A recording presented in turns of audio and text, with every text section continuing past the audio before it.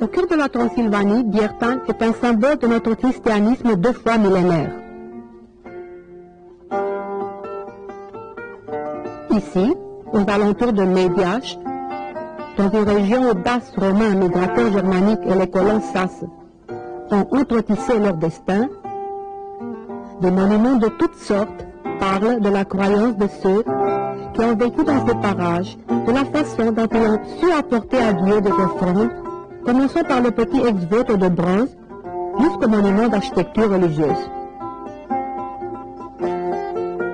Ici, dans la forêt à la limite du village Biertan, on a trouvé en 1775, à la racine d'un arbre coupé, la célèbre petite plaque votive coulée en bronze, un denarium romain daté du IVe siècle. Attribuée au temps du premier empereur chrétien Constantin le Grand, cette pièce semble être apportée d'une région quelque part au sud, des Balkans. À partir de 1779, elle entre dans la collection du baron Brukenthal à Avrig et ensuite au musée de Sibourg qui porte le même nom. Nous voilà devant le premier témoignage chrétien important de l'espace romain. Le disque, ayant un diamètre de 23 cm, renferme d'une manière significative le monogramme de Jésus-Christ en tant que la petite plaque, une tabula ansata, longue de 32 cm, abrite 3 rangées de lettres ajourées, contenant en latin le témoignage d'un missionnaire inconnu ou d'un commerçant des régions de l'Est de l'Empire, avec un nom grec, Ego Zenofius Votum Posui, c'est-à-dire, moi Zenobius, j'ai posé ce don.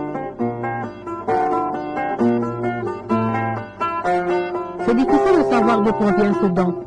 Peut-être qu'il appartenait à un mobilier liturgique d'une sainte demeure inconnue paléochrétienne de Biertan, il y a 1600 ans.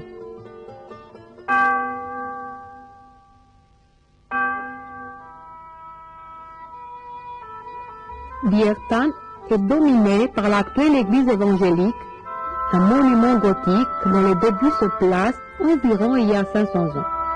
Le chantier d'ici, débutant en 1482, sur les traces d'un autre chantier d'une église située sur les hauteurs de Sighișoara,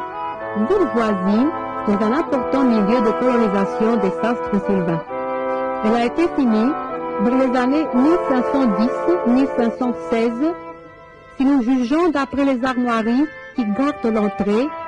celle du avant-dernier roi hongrois Ladislau II et celle du voïvode de la Transylvanie, Ioan Zapolia.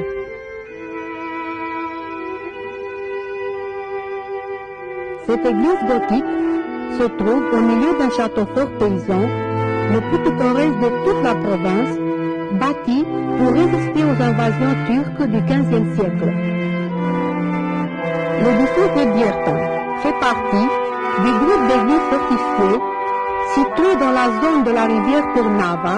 où se trouvent d'autres cités similaires à Omorod et Apol, ayant des murs de défense disposés dans une enceinte ovale avec 5 tours carrées.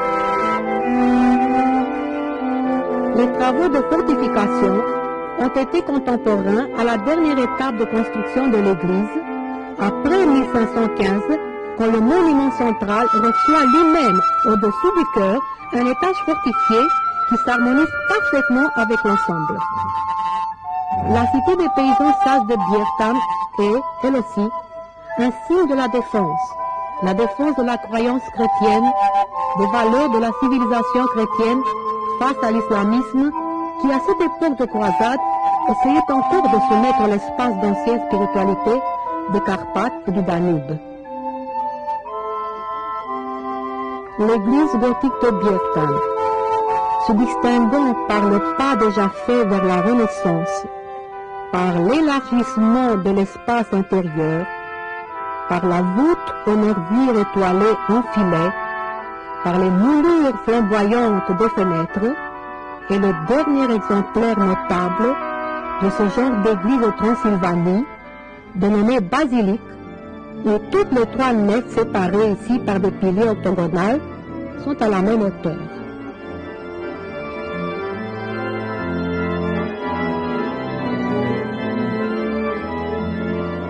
l'intérieur de l'église, l'ornement principal est la chaire de pierre qui, jointe à un pilier de la nef centrale et décorée de reliefs, marque des renouvellements dans l'art des tailleurs de pierre transylvains. On suppose que l'artiste aurait pu être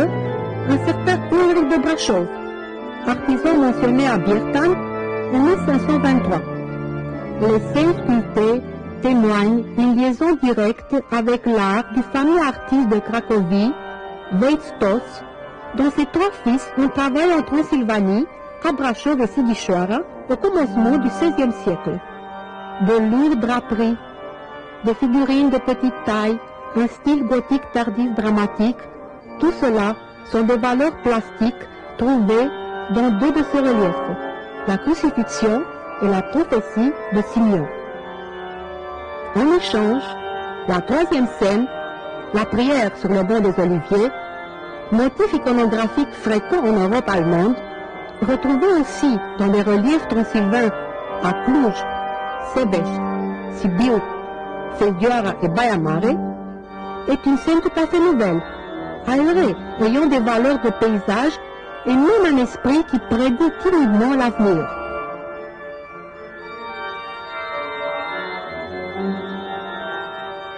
La même oscillation entre le gothique tardif et la Renaissance témoigne l'hôtel politique de 1515, ayant un écrin central portant les figures sculptées en bois des personnages de la crucifixion. Avec couronnement ajouré et panneaux peints,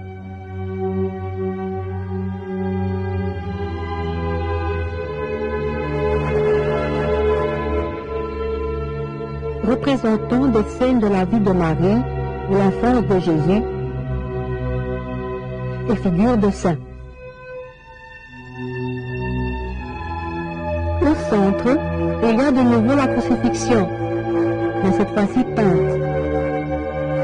comme une allégorie de la rédemption par sacrifice, reprenant le motif iconographique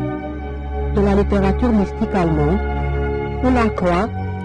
est identifiée symboliquement à un arbre avec des branches sur lesquelles se trouvent les apôtres de l'Église chrétienne.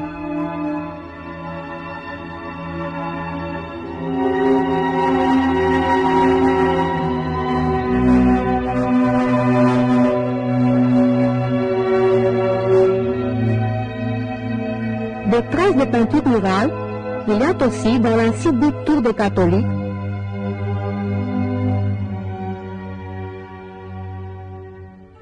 des scènes de caractère eschatologique, peintes avec élégance maniériste, témoignent de nouveau le dernier âge de l'art gothique.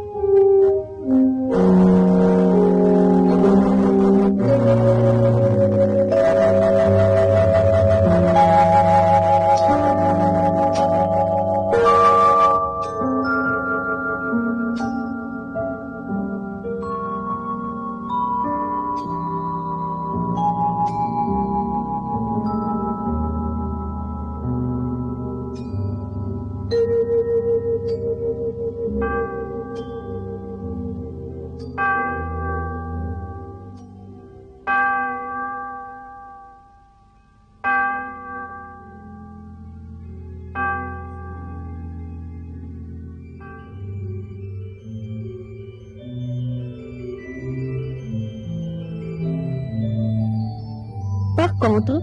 on peut voir ici, provenant d'une époque stylistique plus tardive, sous l'influence de la Renaissance allemande et du baroque, des sculptures funéraires pour d'importantes personnalités sasses, les unes dues au bien connu artiste transylvain du XVIIe siècle Elias Nicolai, actif aussi en Valachie, sous le règne de Matei Bassarab, autour de tombeaux ici à Birtan, ainsi qu'à Sidichoara et Molengrave.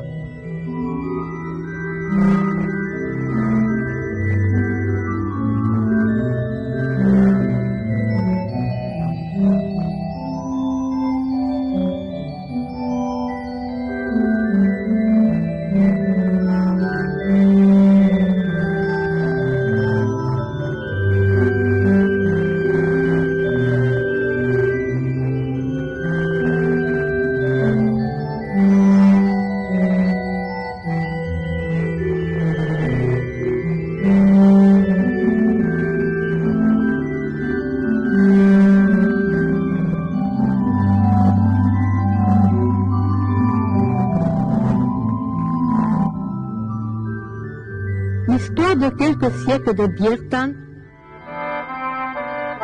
demeure une page d'esprit chrétien et de faits culturels, sur laquelle le temps ne doit pas déployer l'oubli.